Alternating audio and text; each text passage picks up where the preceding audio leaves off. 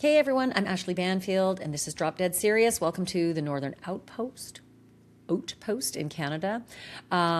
Big update to tell you about. And also an interview with Lynette Hooker's mom and stepdad, Bill and Darlene Hamlett. Now that the Coast Guard has packed up and literally steaming as I speak, I'm recording this Friday, June 5th at about 1:30 Central. Coast Guard picked up a couple hours ago and headed off from the Abacos in the Bahamas back towards Coast Guard Station Miami, where the Coast Guard cutter Margaret Norvell is stationed. So the whole group, all of them, the Coast Guard cutter, their support staff, the dive teams, Coast Guard Investigative Services, the agents, they're all headed back after spending 4 days in the Bahamas. And we have learned some very interesting information, and also I've got reaction from Darlene and Bill on what it means that they were not able to find Lynette's remains. Now, if you saw my episode, last episode, I told you that that is one of the big takeaways. However, it should not, it should go without saying that just because they didn't find Lynette's remains doesn't mean they didn't get a lot of evidence, and they did. They got a lot of evidence from the Royal Bahamian Police Force, and they got the dinghy, which itself is a massive piece of evidence. With that engine on the back, the NT300, I've told you before that that engine, unfortunately, doesn't record telemetrics, but that the batteries do, the batteries that it uses. I think that if Brian Hooker did the things we think he may have done, and he's not charged with anything, he would have probably gotten rid of the batteries with all the data, because I know he's a gearhead and he knows these things. However, the Bahamian police gave significant evidence to the Coast Guard, and it matters. And not only that, what's also important, according to my sources, is that what they did not find in places where they should have found certain evidence, according to Brian's story, that's also very, very telling in this case. So basically, if Brian's story is true, there should be certain things that they found along the way that were not there. And so it's proving this dispositive, right? Very, very important in this case as well. So they are not leaving empty-handed, and they said that this was a very worthwhile trip. I have one source that even said the words, "He's fucked." So with that, I really wanted to speak with Darlene and Bill, her husband, about the significance of this trip. Obviously, they were hoping her remains would be found. This is their baby. They wanted Lynette home. That's not happening yet.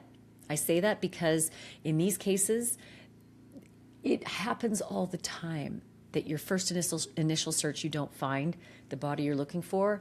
They could find it in another search. It might turn up unexpectedly. The Abacos are a heavily touristed place, loads of divers, loads of swimmers, very shallow, lots of locals on the shores at all times. So don't rule out that Lynette is going to be found, because I think that it's a good possibility she still will be. And when it comes to the statute of limitations on murder, I don't think I need to tell you, if you're on this podcast, there isn't one. Murder's forever. But also, you don't need a body in order to prosecute. That's important. I've done many cases. No body, conviction anyway. So that's a critical piece of fact. You probably hear people say no body, no case. Horse shit. It is not true at all. That's somebody who's not in my business. I've seen it happen. I've been in the courtroom where I've heard the guilty verdict and the body was never found. So I just want to disabuse anybody who thinks that's true. It ain't. Something else I want to tell you about. Piece of evidence. Something I learned from my sources.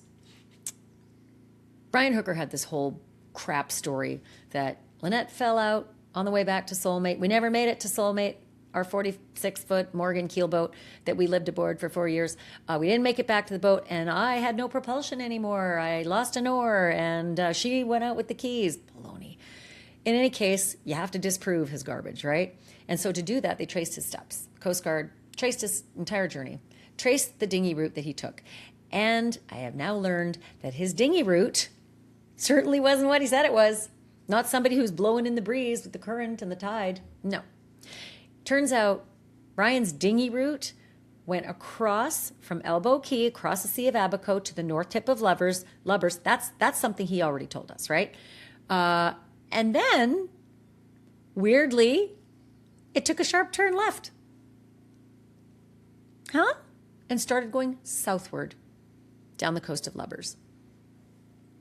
Now I ask you, how does the wind do that and the tide? And then suddenly starts heading back to Marsh Harbor, right? Heading back west, heading in a western direction. How does that happen? How does that happen if you're blowing in the breeze? Because throw anything in the water and watch it float, there are no sharp turns. There just aren't.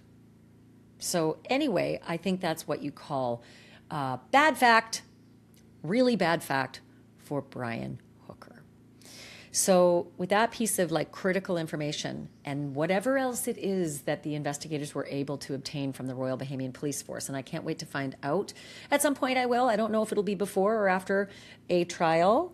I would expect that the Coast Guard Investigative Service is going to be hard at work processing all of the evidence that they were able to obtain. And then, I don't know, maybe a whole lot of paperwork towards an indictment. So again, tick-tock, Brian Hooker, because murder's forever, and this is officially a murder investigation. You are suspected of murder, Brian Hooker. That fact is also a bad fact. So I want to introduce to you a couple that I've been speaking with at length for the last almost 8 weeks. Darlene Hamlett is Lynette Hooker's mom, and this has been hell.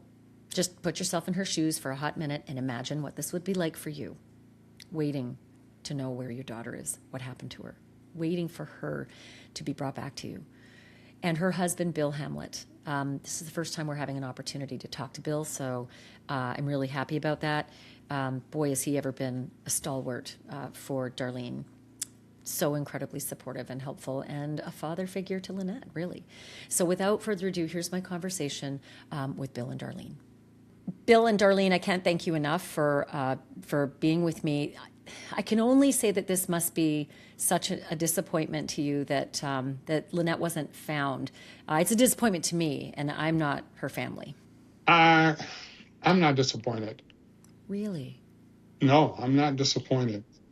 In fact, I'm happy they were there because it shows that they believe, like we believe, that there was foul play and that he did, in fact, though not, as my friend would say, not indicted, not Yet. charged with anything, Yet.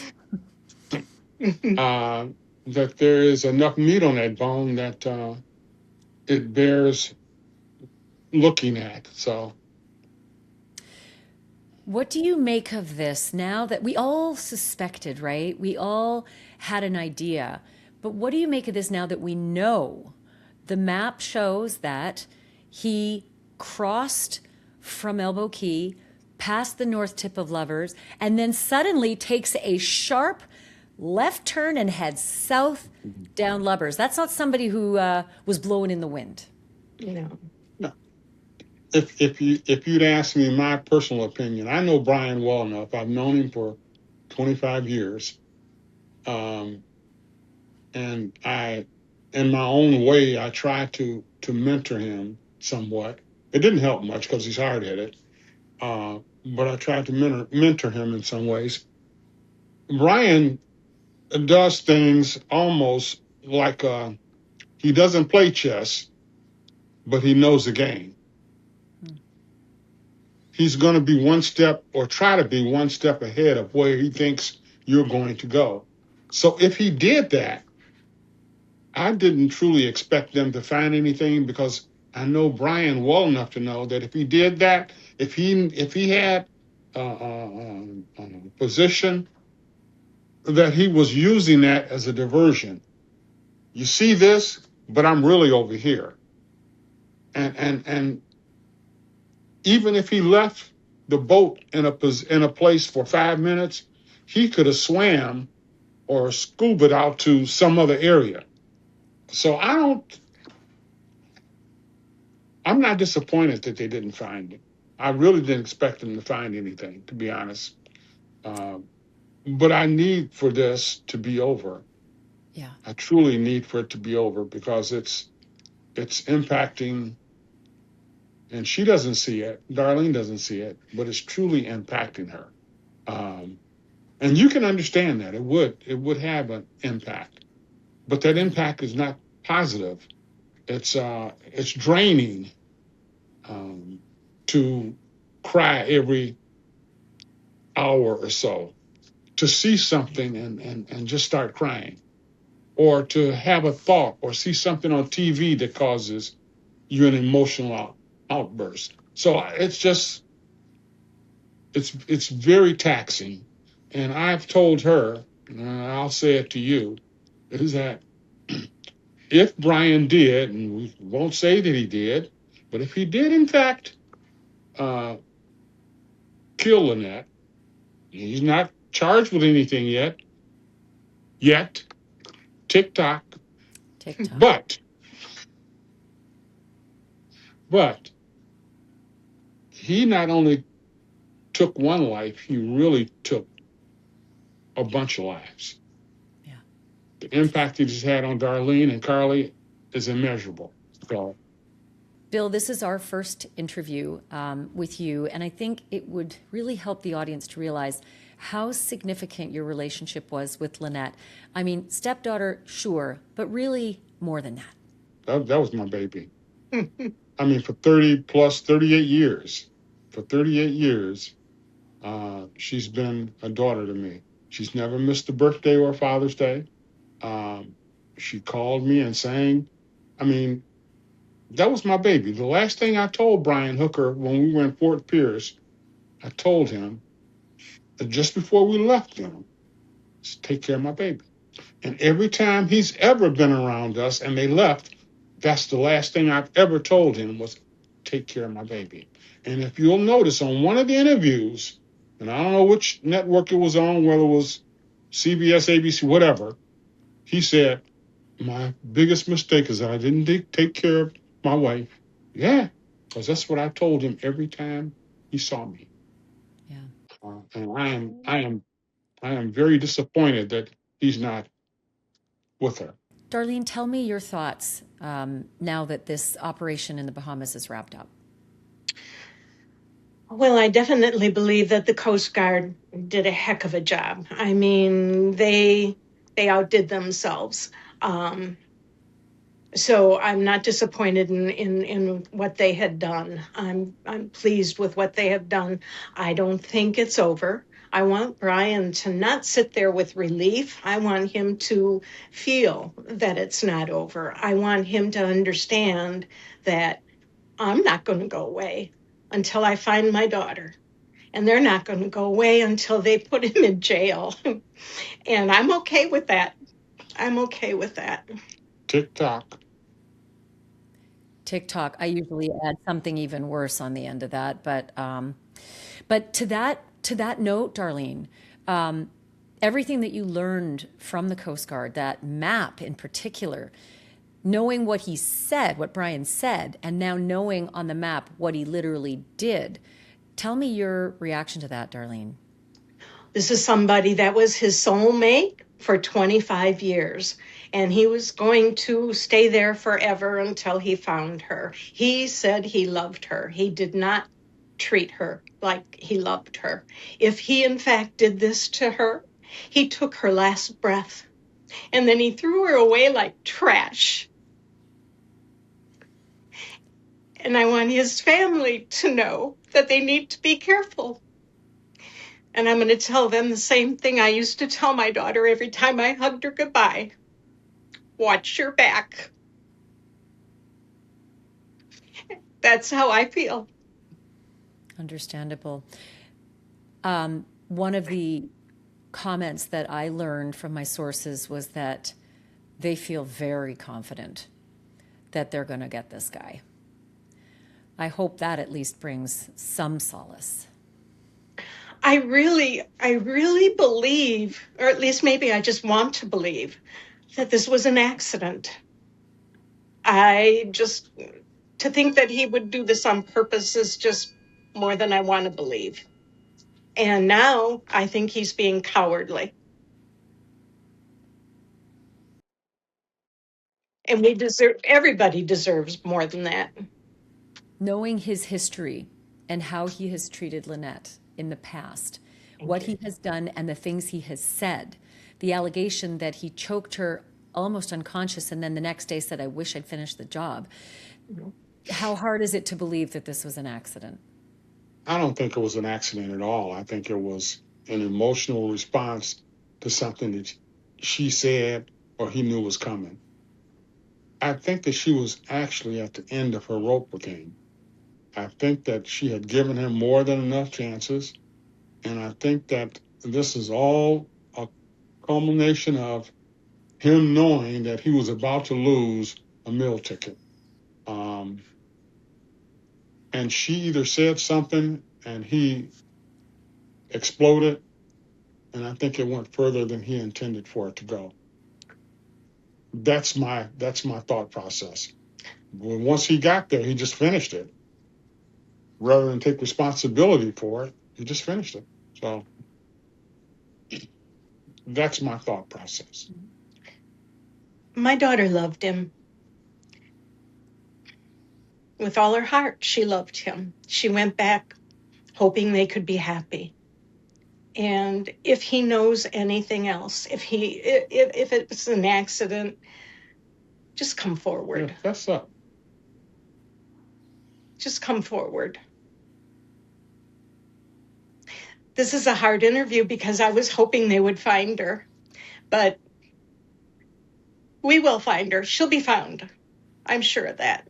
And not only that, I've mentioned this to you before, that I have covered many cases that have resulted in guilty verdicts without a body being found.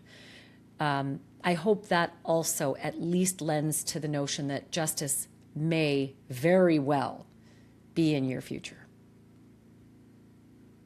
And it was wonderful to see the Bahamian police and defense working with the Coast Guard. That made me very happy. So I hope that the Coast Guard got some new information that they can use that will be helpful in this. Yeah. That's a big part of this. The fact that the Royal Bahamian Police Force worked hand and glove with the United States Coast Guard Investigative Service and handed over that dinghy and the other pieces of critical evidence. I mean, that's a very big deal. We are coming up on 8 weeks in 2 days. I'm recording this on June 5th, Friday, June 5th. As of tomorrow, it'll be 8 weeks. So to see that evidence turned over to the Coast Guard for processing, that's also, again, got to feel at least like progress. It does. Yes, it's been a long time. That is definitely progress. Yes. What is your message to Brian? One thing Brian always has said is he wanted to be off the grid. This was so big to him. He didn't want anybody to tell him what to do, where to go.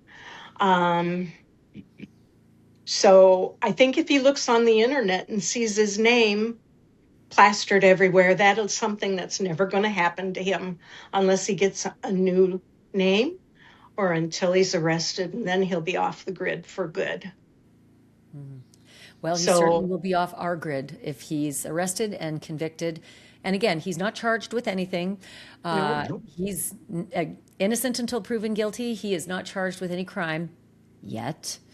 But if that does happen, no one has to ever hear from him again. But the concern is I know a lot of reports have been out there that he's fled the country. I have sources that have said that's absolutely not true. But do you think that's something he would consider doing if the heat turned up so much so that he thought an arrest was imminent? Do you think he would somehow escape the country without going the usual means of airplanes and boat tickets and customs and immigration? There's only one thing that I've heard, and that is that he has a brother in California that has a cabin in the mountains someplace that has no electricity, no phone service, and very few people know that he even has it. And so it's a getaway place that they talk about being off the grid, so as to speak. And so that's the only thing that I can think of that he could probably do. anything else, he's going to probably need a passport. And guess what? Those passports have names, and if you're on the watch list, you're not going anywhere. So, I'm glad that you told me about that cabin, because that makes it not so much off the grid anymore. That makes it very right. public. That makes it a place Yes. that is no longer a secret. That's why I said it. I'm glad that we can have a chuckle. This has been such an incredibly sad time these last 7+ weeks.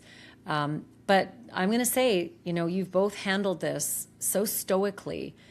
I hate asking the question, how are you holding up? Because I can't imagine that you are. But how are you managing these extraordinarily difficult weeks? Well, we go to counseling uh, once a week. That has seemed to help because you can release some of the negative energy and get feedback about how they think you, almost like a, I'm not gonna say it, almost like a psychologist. Well, she is a psychologist, but like a psychiatrist almost, and so it's helped. It's helped, and that's one of the ways we do it. The other thing is that I try because the impact is always going to be harder on a mother than a father, and I try to support Darlene as much as possible. Um,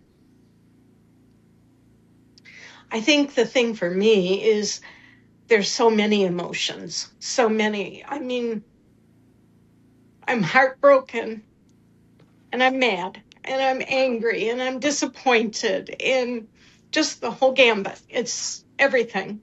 So, and somebody tells you it's okay to have all these feelings, it makes you feel a little bit better, you know. and one other thing, from a personal standpoint, sometimes I feel a little guilty about her having a job at AT&T. I got it for her. It was nepotism at its best. She never even took a test to get in, and that's unheard of in today's society. But I got her in, and she was excellent. Um, And everybody loved her.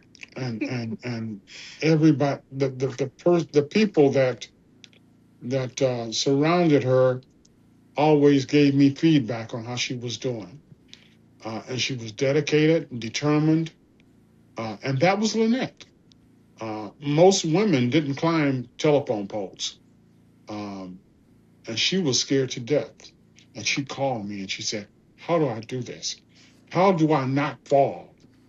And what I did is I prepared her for falling by getting a leather vest so that if she clung to the pole, she wouldn't have splinters in her breasts, that kind of stuff. So, I mean, that was my baby. Well, I'll tell you what, I've spoken to her coworkers at AT&T, and your description is spot on. They loved her. They said she Mhm. was a delight. She had a bright light. They Yep, enjoyed the moment that they go into the room and she'd be in there. And the exact opposite was the description of Brian.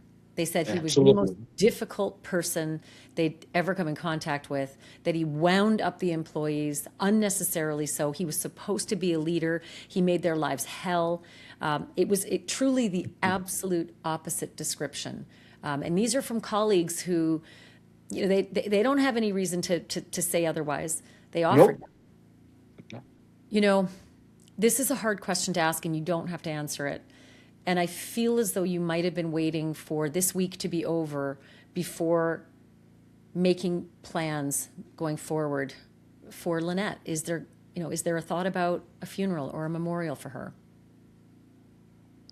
Well, Darlene talked to when Dan and Kathy, her father and her stepmother were here, DNA, the day we gave our the DNA. DNA day.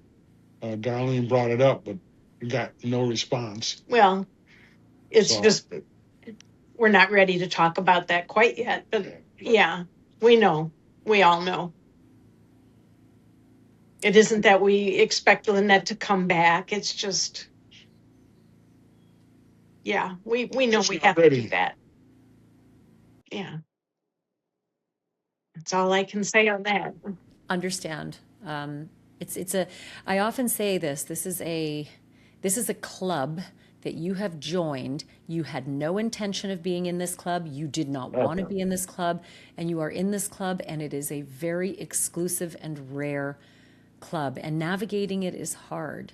I keep saying the best way to exist in that club is to reach out to others in the club and also lean on your support systems.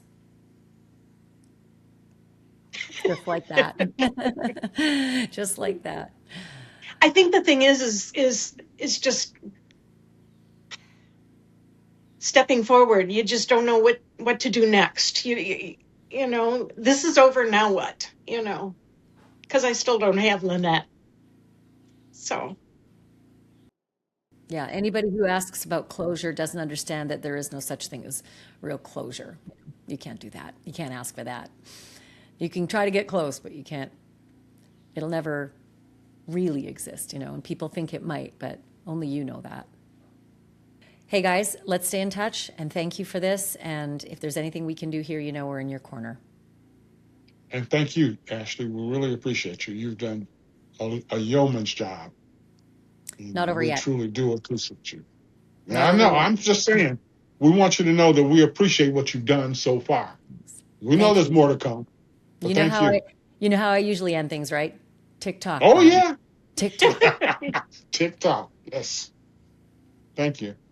Well, there you have it. My great thanks to Bill and Darlene Hamlett. This is so difficult for them to have these conversations, but really important. And Darlene wants that message to be heard. She wants that message to go not only to Brian Hooker, but his family. And that's critical. And I think we all need to hear from Darlene as well so that you know what this means to family members of those who've gone missing or are the victims of crime, right? We often think of the victim of the crime, but the ripple effect is massive. And, you know, her dad, Dan, got to include him in here as well. This has been just a nightmare for him as well, waiting to find out where his daughter is. And poor Carly, her daughter, Lynette's daughter, also just, they're in the wind, just waiting and hoping that someone will harness them in. So I'll give you updates as soon as I know more. In the meantime, hard work ahead for the U.S. Coast Guard Investigative Service. I believe in them. They're dogged. They're working every day, every day, Saturday and Sundays. We are too. I'll bring you updates as soon as I know more. In the meantime, thank you for listening. Thank you for watching. Don't forget to subscribe, please. It's easy and free. And don't forget this. Truth isn't just serious. It's drop dead serious.